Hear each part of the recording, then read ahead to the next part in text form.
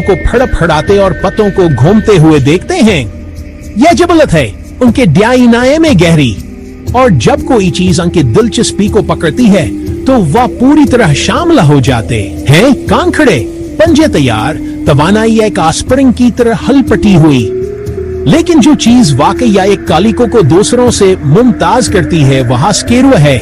यह बलियां अपनी आजादी और चंचल शरारत के लिए जानी जाती हैं। कुछ हासे बलीकार भी कहते हैं, मैं उसे खालिस शख्सियत कहता हूँ। एक्लम है, वह एक प्यार करने वाली गोद की बली होती है।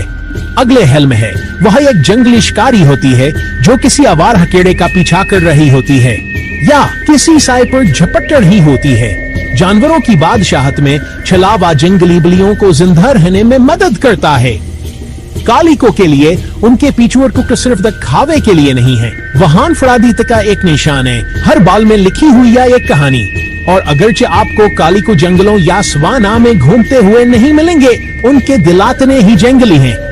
तो अगली बार जब आप आई कालिको बली दिखें तो करीब से देखें। आप सिर्फ एक पालतू जानवर से नहीं मिल रहे, आप अब फितरत के एक जिंदा सांस लेते हुए अजूबे का मुशाहिदा कर रहे हैं, नायाब, दिलीर और इतना ही जंगली जितना आपकी तख्यल हम तक करता है।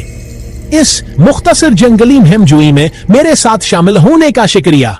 अपनी कालिको की अनिया तबसरों में बांटना न भूलें। मुझे उन्हें सुनना पसंद आए।